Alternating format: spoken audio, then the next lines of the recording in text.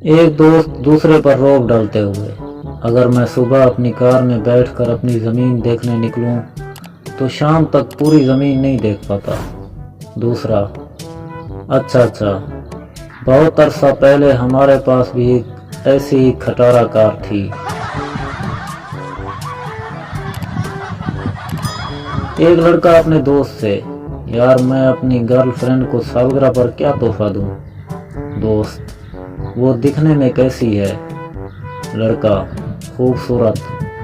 دوست، تو پھر میرا نمبر دے دو۔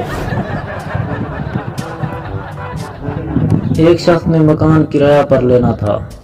مالک مکان نے کہا، تمہارے پاس کوئی شور کرنے والی چیز جیسے ٹیپ، ٹی وی، بچے وغیرہ تو نہیں ہے؟ وہ بیچارہ شاعر تھا۔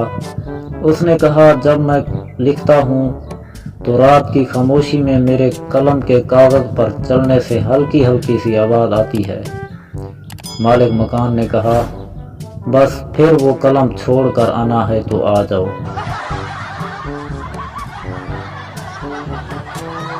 اردو کے ٹیچر نے کہا، بتاؤ یہ کون سا زمانہ ہے؟ میں ناچ رہا ہوں، تم ناچ رہے ہو، ہم سب ناچ رہے ہیں۔ طالب علم، سر یہ بے غیرتی کا زمانہ ہے۔